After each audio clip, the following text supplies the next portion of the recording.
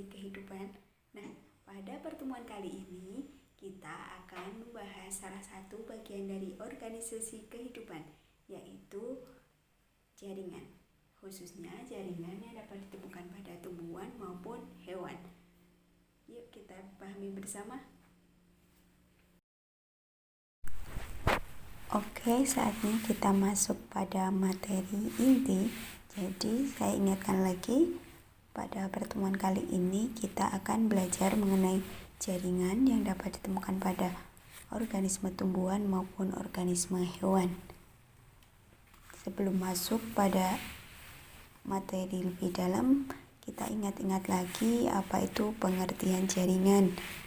Nah, jaringan merupakan kumpulan sel yang mempunyai suatu bentuk dan struktur yang sama, namun fungsinya berbeda. Nah, di sini ada beberapa komponen dasar jaringan. Ada 3 komponen. Yang pertama yaitu sel, kemudian substansi seluler, dan yang ketiga yaitu cairan. Akan memasuki pada bagian jaringan yang dapat ditemukan pada organisme tumbuhan. Nah, di situ terdapat gambar suatu tumbuhan. Nah, apabila kita memotong atau mengiris bagian daunnya, maka bisa terlihat bagian penampangnya seperti itu ya. Nah, di situ dapat ditemukan beberapa jaringan, yaitu ada 3 jaringan. Ada jaringan pelindung atau biasa kita sebut epidermis, kemudian ada jaringan pengangkut. Nah, jaringan pengangkut ini terbagi menjadi 2, yaitu jaringan xilem dan phloem. Kemudian ada jaringan dasar, atau jaringan meristem. Nah, turun lagi kita menuju ke batang. Jika kita lakukan pengirisan atau pemotongan pada batang, maka akan terlihat penampang seperti itu ya. Nah, pada penampang itu kita dapat menemukan beberapa jaringan lagi. Yang pertama yaitu jaringan pelindung atau bisa kita sebut epidermis. Kemudian ada jaringan pengangkut yang terdiri dari 2 jenis, yaitu jaringan xilem dan jaringan phloem. Kemudian yang terakhir ada jaringan dasar atau yang biasa disebut jaringan meristem. Setelah dari batang kita akan turun menuju akar. Nah, apabila akar dipotong atau diiris, dan irisan secara melintang dapat dilihat bagian-bagian dalam akarnya. Di situ dapat ditemukan beberapa jaringan juga. Yang pertama ada jaringan pelindung atau epidermis, kemudian ada jaringan pengangkut yang terdiri dari 2 jenis jaringan, yaitu xilem dan phloem. Kemudian ada juga jaringan dasar atau disebut jaringan meristem. Sekarang kita akan memperinci jenis-jenis jaringan tersebut. Yang pertama yaitu ada jaringan meristem. Pengertian dari jaringan meristem itu sendiri yaitu merupakan kumpulan sel atau jaringan yang selalu aktif membelah. Jadi jaringan meristem ini yang akan menambah panjang maupun lebar dari tumbuhan itu sendiri. Selanjutnya ada beberapa jenis meristem. Di sini ada jenis meristem yang berdasarkan cara pembentukannya. Yang pertama yaitu ada promeristem, yaitu jaringan meristem yang telah ada ketika tumbuhan itu masih embrio atau meristem pada tingkat embrio. Kemudian yang kedua ada meristem primer, yaitu jaringan meristem yang ditemui pada tumbuhan dewasa dan masih membelah diri. Nah, meristem primer ini biasanya terletak pada bagian apikal maupun ujung batang dan ujung akar. Aktivitas dari meristem primer ini akan membuat akar maupun batang itu tumbuh memanjang. Kemudian yang ketiga itu ada meristem sekunder. Nah, meristem sekunder ini berasal dari meristem primer tadi. Contohnya yaitu kambium. Jadi meristem sekunder ini yang akan menambah besarnya diameter batang misalnya. Yang selanjutnya yaitu ada jenis jaringan menurut letaknya. Nah, yang pertama yaitu ada meristem apikal atau jaringan meristem yang ada pada ujung. Kemudian ada meristem interkalar atau biasa disebut dengan meristem antara, dan yang ketiga ada meristem lateral atau meristem samping. Jaringan selanjutnya setelah jaringan meristem yaitu jaringan dewasa. Nah, jaringan dewasa atau jaringan permanen adalah jaringan yang bersifat non-meristematik atau sudah tidak dapat berkembang lagi atau tidak dapat membelah diri lagi. Nah, dibentuk dari proses diferensiasi dan spesialisasi sel, meristem primer ataupun sekunder. Nah, jaringan permanen atau jaringan dewasa ini dibagi menjadi 4, yaitu ada jaringan pelindung yang terdiri dari jaringan epidermis dan jaringan gabus. Kemudian ada jaringan parenkim. Yang ketiga yaitu jaringan penyokong yang terdiri dari kolenkim dan sklerenkim. Dan yang terakhir yaitu jaringan pengangkut yang terdiri dari 2 jenis yaitu jaringan xilem dan phloem. Mari kita perinci lagi dari jenis-jenis jaringan dewasa tadi. Yang pertama yaitu ada jaringan pelindung. Jaringan pelindung sendiri dibagi menjadi 2, yaitu epidermis dan gabus. Nah, jaringan epidermis itu sendiri terletak pada bagian paling luar setiap organ tumbuhan, baik pada akar, batang, maupun daun.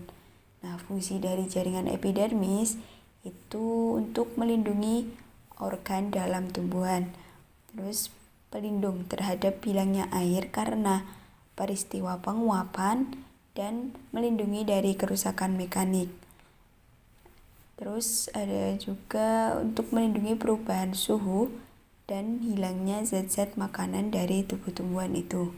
Nah, ciri-ciri dari jaringan epidermis ini yaitu epidermis itu terdiri dari sel hidup, jadi masih bisa aktif membelah, kemudian bentuknya itu persegi panjang dan susunan selnya itu rapat, jadi tidak ada ruang antar sel. Terus tidak mengandung klorofil, terus dinding sel pada bagian luar itu mengalami penebalan. Nah, kemudian pada jaringan epidermis ini dapat termodifikasi menjadi beberapa organ tambahan seperti stomata, trikoma, spina ataupun duri, filamen, sel kipas, dan sel kresik. Jaringan pelindung yang kedua yaitu jaringan gabus. Nah, jika saja tadi misal jaringan epidermis itu rusak, maka jaringan tersebut akan digantikan oleh jaringan gabus ini. Nah, jaringan gabus ini dibentuk oleh sel-sel velogen dan memiliki fungsi untuk melindungi jaringan lain yang ada di bawahnya agar tidak kehilangan banyak air.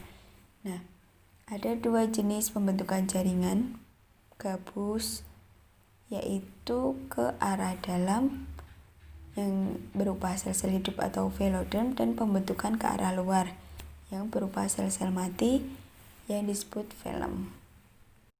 Jenis-jenis jaringan berikutnya yaitu ada jaringan parenkim. Nah, pengertian dari jaringan parenkim yaitu jaringan yang banyak terdapat ruang antar sel sehingga sel-selnya tersusun dengan longgar. Nah, sel-sel parenkim ini memiliki organel sel yang lengkap.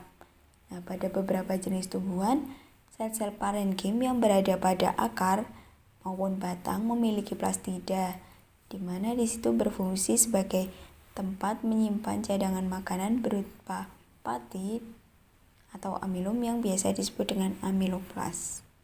Jenis jaringan yang selanjutnya yaitu ada jaringan penyokong. Nah, jaringan penyokong itu merupakan jaringan yang berperan untuk menunjang bentuk tumbuhan agar dapat berdiri kokoh serta memiliki dinding sel yang tebal dan kuat. Nah, untuk fungsi dari jaringan penyokong ini sendiri yaitu untuk menguatkan tegaknya batang dan daun, kemudian untuk melindungi biji dan embrio, kemudian untuk memperkuat jaringan parenkim penyimpan udara, yang keempat yaitu melindungi berkas pengangkut atau yang telah disebutkan tadi jaringan xilem dan phloem. Nah, jaringan penyokong sendiri dibagi menjadi 2, yaitu jaringan kolenkim dan sklerenkim. Yang pertama akan kita bahas yaitu jaringan kolenkim. Jadi jaringan kolenkim ini mempunyai beberapa ciri-ciri. Yang pertama yaitu sel-selnya hidup, kemudian memiliki banyak sifat yang mirip dengan jaringan parenkim atau biasa disebut dengan parenkim khusus yang menunjang organ pada batang muda dan daun muda, dan jarang ditemukan pada akar untuk jaringan kolenkim ini. Nah, dinding sel mengalami penebalan zat selulosa, tidak memiliki lignin atau zat kayu. Yang selanjutnya yaitu ada jaringan sklerenkim. Jaringan sklerenkim merupakan jaringan penunjang yang terdapat pada organ tumbuhan yang telah dewasa. Nah, dinding sel mengalami penebalan oleh lignin atau zat kayu. Kemudian protoplasmanya mati atau sudah tidak aktif dan terbagi menjadi dua, yaitu serabut sklerenkim dan sklereid. Nah, bedanya dari jaringan kolenkim dan sklerenkim bisa dilihat ya. Jaringan kolenkim itu ditemukan pada organ baik batang maupun daun yang masih muda. Namun untuk jaringan yang sklerenkim ini ditemukan pada organ tumbuhan yang sudah dewasa.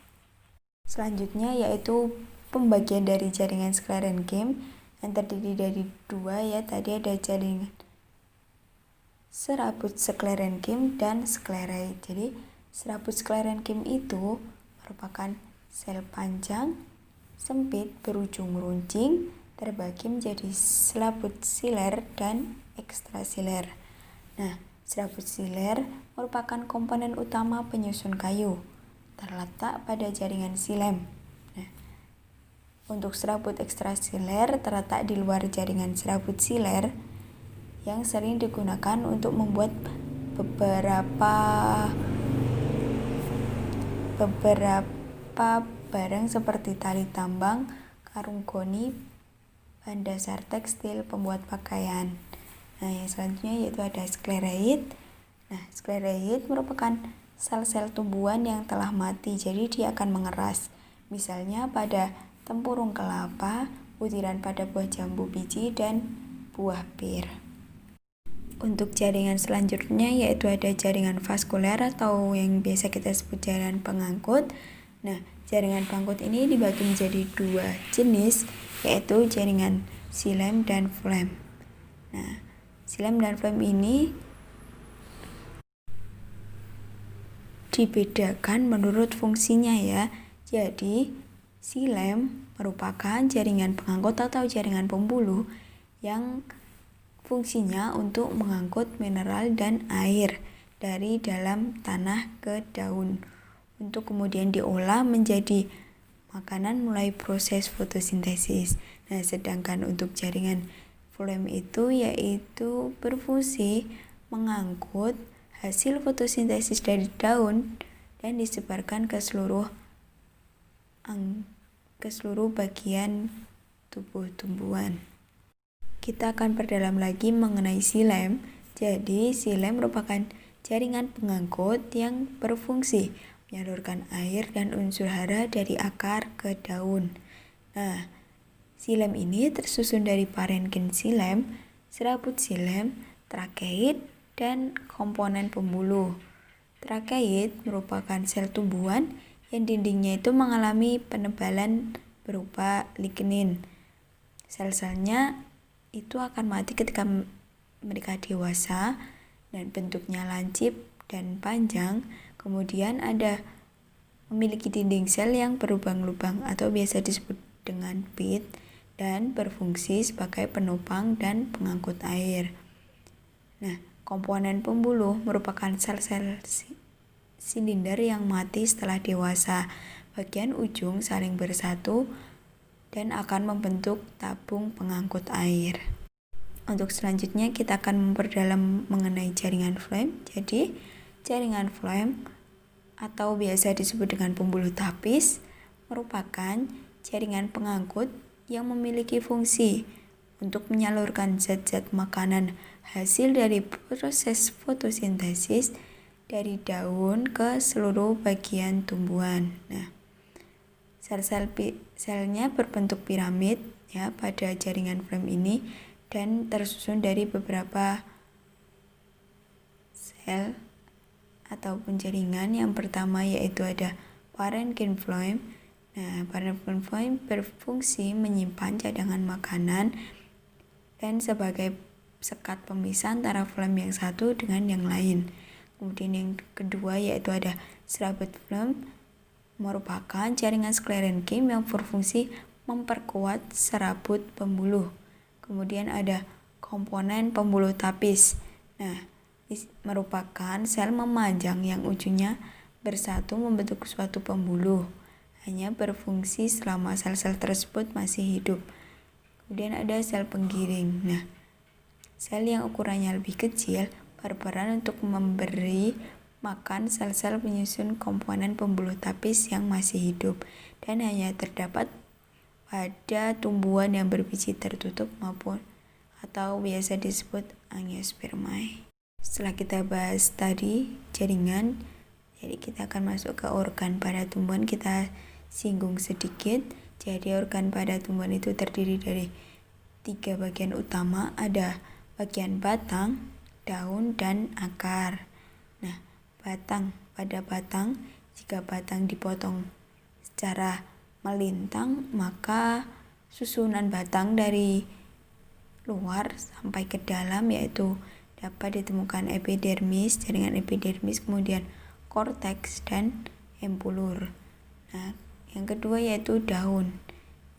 Nah, pada daun ini terdapat beberapa lapisan, yaitu ada epidermis daun, kemudian mesofil daun, dan berkas pembuluh angkut. Nah, yang selanjutnya yaitu akar. Jika akar dipotong melintang, maka dapat terlihat bagian-bagiannya yang dari paling luar, yaitu ada tudung akar, terus selanjutnya daerah pertumbuhan akar dan bulu akar. Selanjutnya kita akan mempelajari mengenai totipotensi. Jadi, kata totipotensi itu berasal dari bahasa Latin totipotentia, yang artinya atau yang pengertiannya yaitu kemampuan setiap suatu sel untuk membelah diri dan menghasilkan semua sel dalam organisme tersebut, termasuk lapisan atau jaringan ekstra embrio. Teori totipotensi sel artinya setiap sel itu memiliki potensi genetik seperti zigot, yaitu mampu memperbanyak diri dan berdiferensiasi menjadi tanaman lengkap. Nah, menurut Thorpe pada tahun 1981 menyebutkan bahwa ada 3 prinsip utama dalam kultur jaringan. Yang pertama yaitu ada isolasi bagian tanaman dari tanaman utuh. Nah, bagian dari tanaman itu bisa saja organ, akar, maupun daun. Kemudian prinsip yang kedua yaitu memelihara bagian tanaman tadi dalam lingkungan yang sesuai dan pada kondisi kultur yang tepat. Kemudian prinsip yang ketiga yaitu pemeliharaannya harus dalam kondisi aseptik. Oke, sekarang kita lanjutkan materinya. Yang tadi kan kita sudah membahas tentang jaringan yang dapat ditemukan pada organisme tumbuhan. Saatnya kita membahas tentang jaringan yang dapat ditemukan pada organisme hewan. Di sini ada 4 jaringan ya, seperti pada PPT atau gambar dapat dilihat. Yang pertama itu ada jaringan epitelium, kemudian ada jaringan ikat, kemudian ada jaringan otot, dan jaringan syaraf. Kita memasuki pembahasan yang pertama yaitu jaringan epitelium. Jadi, apa sih jaringan epitelium? Nah, jaringan epitelium merupakan jaringan penutup permukaan tubuh, baik permukaan tubuh di sebelah luar atau eksternal maupun sebelah dalam. Nah, contoh dari jaringan epitelium ini kulit ya. Terus epitelium yang berada di dinding dalam kapiler darah dan pembuluh limfa itu disebut dengan endotelium. Nah, sedangkan yang melapisi rongga tubuh contohnya yaitu perikardium, pleura, dan lain-lain itu disebut dengan mesotelium. Nah, sel-sel epitelium terikat satu dengan lainnya oleh zat pengikat atau semen antar sel, sehingga pada sel-sel epitelium ini hampir tidak ada ruang antar sel. Nah, dengan demikian, jaringan ini dapat melindungi jaringan yang berada di bawahnya dari pengaruh lingkungan luar. Nah, karena proses pengeluaran atau pemasukan zat dari dalam atau luar tubuh banyak melalui jaringan epitelium ini, maka epitelium ini memiliki sifat permeabilitas. Nah, permeabilitas ini memegang peranan penting dalam pertukaran zat antara lingkungan di luar tubuh dan di dalam tubuh. Yang selanjutnya ada pembagian epitelium. Nah, pertama, epitelium berdasarkan jumlah lapisan sel dan bentuknya. Ada dua jenis, yaitu epitelium sederhana dan epitelium berlapis. Pada epitelium sederhana dapat ditemukan yang pertama epitelium selapis pipih atau squamous. Nah, ini bentuk sel-selnya pipih. Terus selanjutnya ada epitelium selapis kuboid atau kuboid, bentuknya itu seperti kubus. Terus selanjutnya ada epitelium selapis batang atau silindris, ini bentuknya seperti batang atau tabung. Nah, untuk yang kedua ada epitelium yang berlapis, jadi ada banyak lapisan, bukan hanya selapis gitu. Ada epitelium berlapis pipih, terus ada juga epitelium berlapis kuboid atau kubus, dan yang terakhir ada epitelium berlapis batang atau silindris. Selanjutnya yaitu ada jenis epitelium yang berdasarkan struktur dan fungsi. Nah, jaringan epitelium penutup itu berperan melapisi permukaan tubuh dan jaringan lainnya. Nah, jaringan ini dapat ditemukan pada permukaan tubuh. Nah, ada juga yang melapisi rongga atau merupakan lapisan di sebelah dalam dari saluran yang ada pada tubuh, misalnya pada dinding sebelah dalam saluran pencernaan dan pembuluh darah. Nah, untuk selanjutnya ada jenis epitelium yang didasarkan pada struktur dan fungsinya. Seperti yang tadi ya, yang kedua yaitu ini lanjutannya yang tadi, yang kedua yaitu jaringan epitelium kelenjar. Nah, di sini tersusun oleh sel-sel khusus yang mampu menghasilkan sikret atau getah cair. Nah, getah cair ini berbeda ya dengan darah maupun cairan antar sel. Berdasarkan cara kelenjar mensekresikan cairannya, nah, kelenjar ini dibedakan menjadi dua, yaitu kelenjar eksokrin dan kelenjar endokrin. Nah, kelenjar eksokrin ini merupakan kelenjar yang memiliki saluran pengeluaran untuk menyalurkan hasil sekresinya. Jadi hasil sekresinya itu bisa keluar karena memiliki saluran pengeluaran. Nah, zat sekretnya itu berupa enzim, keringat, maupun air ludah.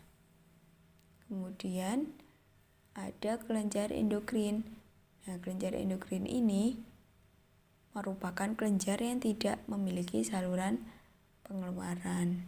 Nah, sikret yang dihasilkan pada kelenjar endokrin langsung masuk ke pembuluh darah. Nah, sehingga kadang-kadang kelenjar ini disebut dengan kelenjar buntu. Nah, sikret yang dihasilkan itu berupa hormon. Contohnya hormon tiroid, hormon adrenal, dan lain-lain. Kita memasuki jaringan hewan Yang selanjutnya yaitu ada jaringan ikat. Nah, jaringan ikat merupakan jaringan yang selalu berhubungan dengan jaringan lainnya atau organ-organ lainnya.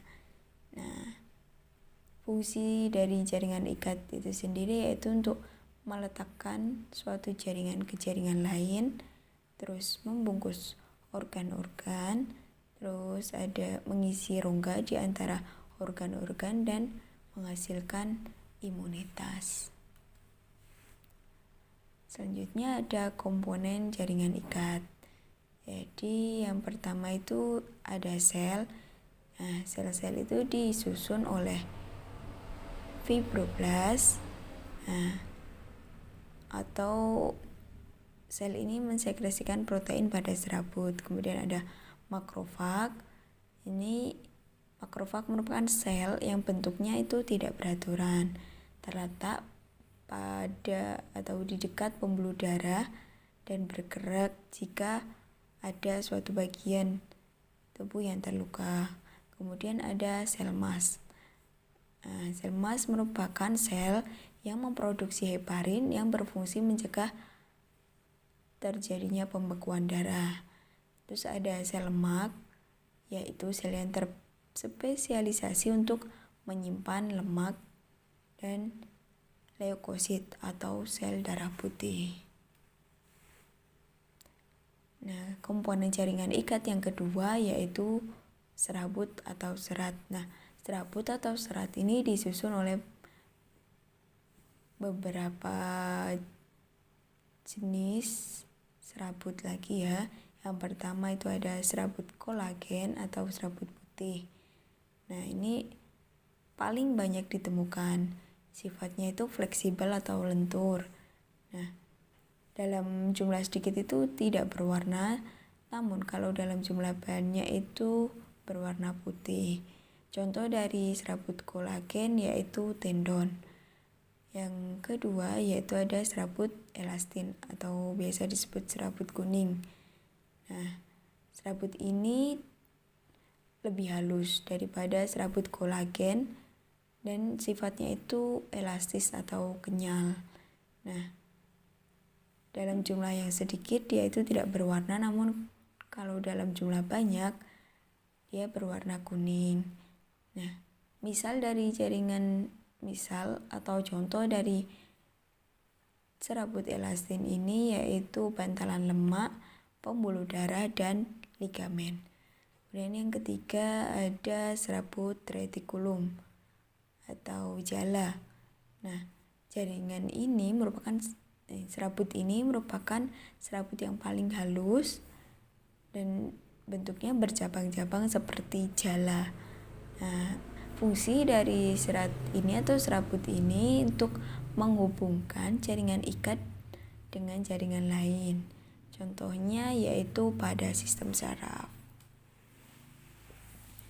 Nah, komponen jaringan ikat yang ketiga yaitu ada zat dasar. Zat dasar jaringan ikat merupakan zat amorf atau zat yang tidak berbentuk, tidak berwarna, dan homogen yang tersusun atas molekul karbohidrat, protein, dan air. Nah, zat dasar ini berfungsi untuk mengisi ruang antar sel dan serabut dari jaringan ikat. Selanjutnya ada macam-macam jaringan ikat. Yang pertama ada jaringan ikat biasa. Yang kedua ada jaringan ikat dengan sifat khusus. Yang ketiga ada jaringan ikat penyokong. Yang keempat ada jaringan ikat penghubung. Nah, itu ya ada 4. Yang pertama yaitu jaringan ikat biasa tadi ya. Nah, jaringan ikat padat. Jaringan ini merupakan jaringan ikat padat karena struktur serat-seratnya itu padat. Nah,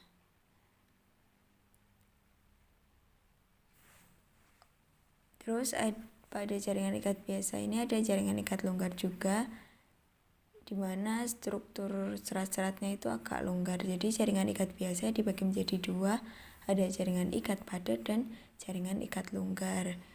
Bedanya struktur serat-seratnya itu kalau yang padat, kemudian kalau yang longgar itu berarti struktur susunan serat-seratnya juga longgar. Yang kedua tadi ada jaringan ikat dengan sifat khusus. Nah,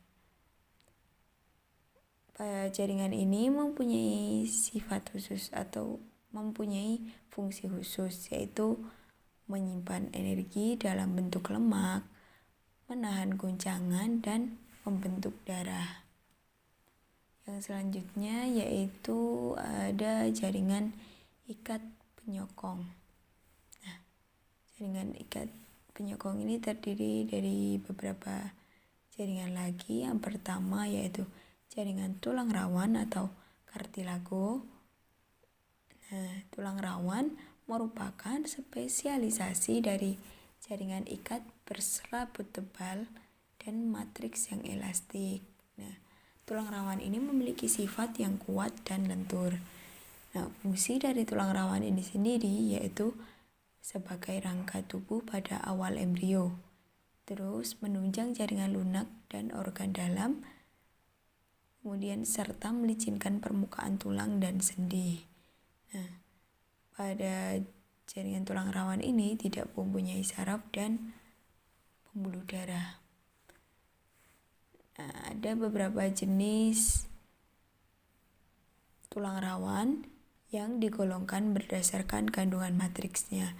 Yang pertama ada tulang rawan hialin, selanjutnya ada tulang rawan elastis, dan yang terakhir tulang rawan fibrosa. Nah, tulang rawan hialin ini mengandung serabut kolagen yang halus berwarna kuning kebiruan. Nah, tulang rawan ini dapat ditemukan pada cakram epifisis.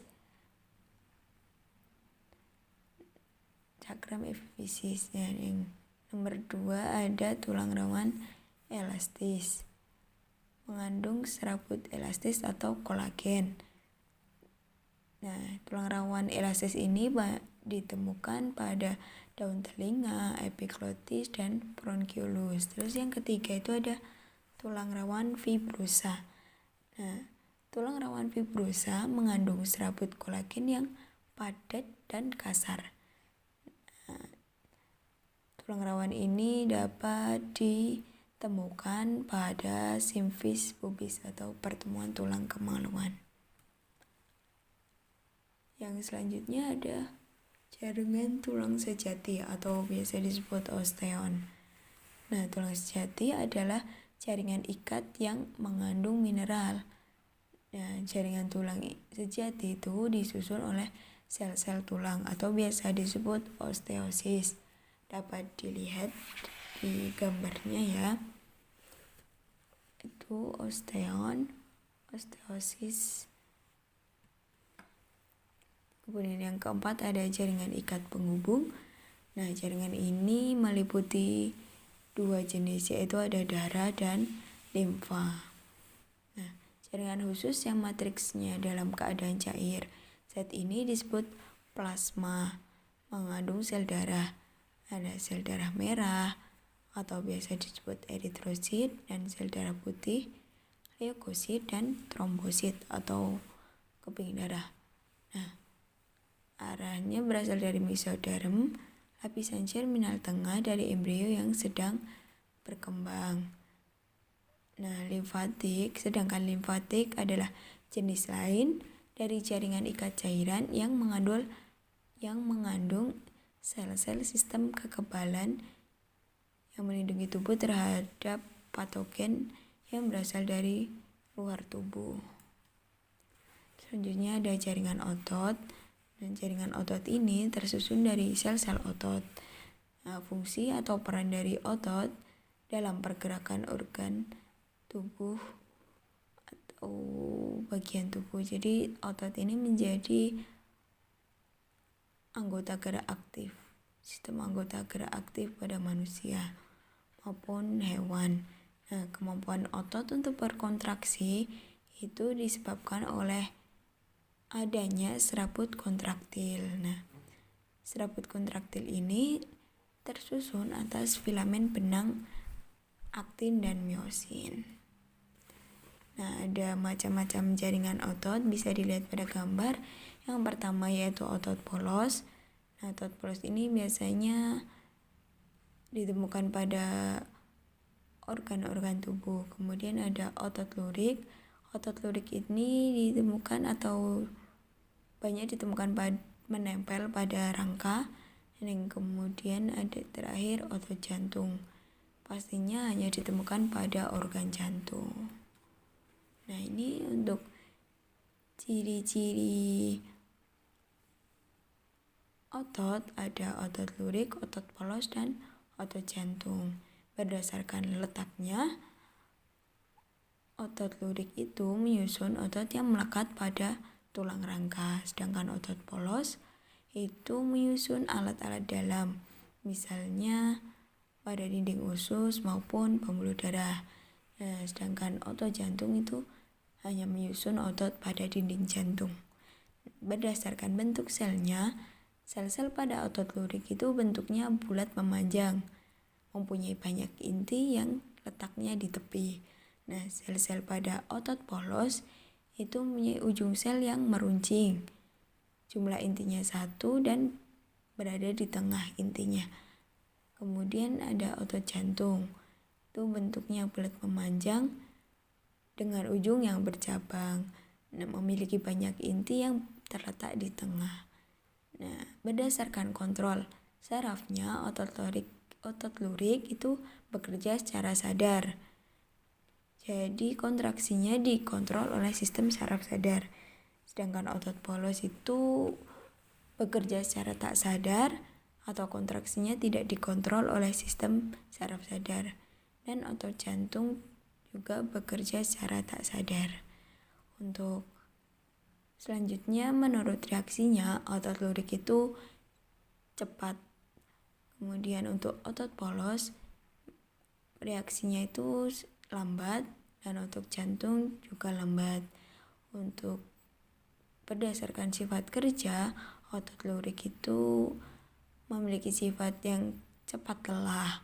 Kemudian otot polos tidak cepat lelah, dan otot jantung juga bersifat tidak cepat lelah. Jaringan selanjutnya yaitu ada jaringan syaraf. Nah, jaringan syaraf sendiri itu terdiri dari sel-sel atau neuron yang memiliki fungsi menerima atau memindahkan rangsangan dari bagian tubuh yang satu ke bagian tubuh yang lain.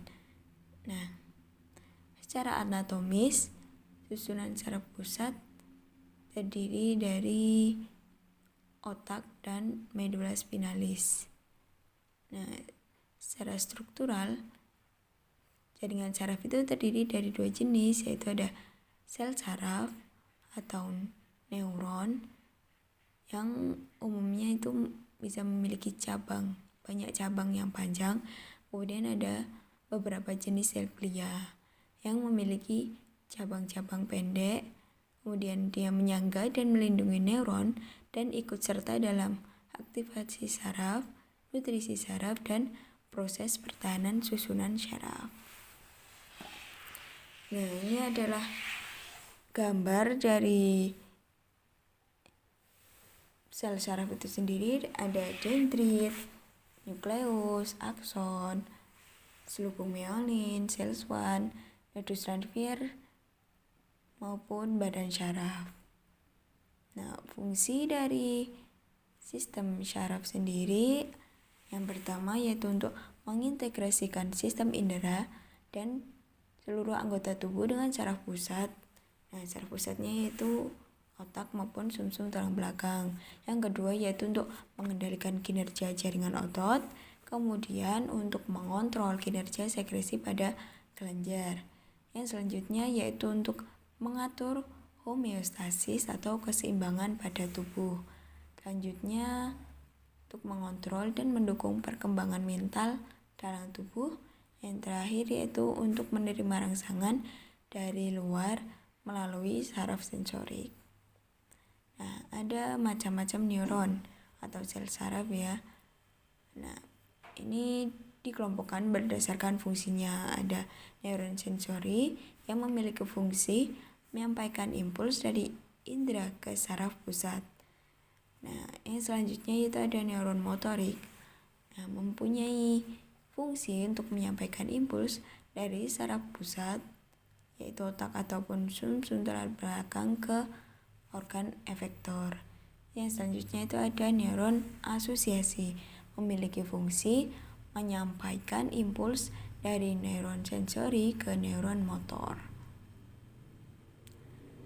Oke, sekian penjelasan dari saya, semoga dapat menambah ilmu pengetahuan kita semua. Maafkan apabila ada tutur kata yang salah maupun tidak berkenan di hati Anda sekalian. Wassalamualaikum warahmatullahi wabarakatuh. Terima kasih.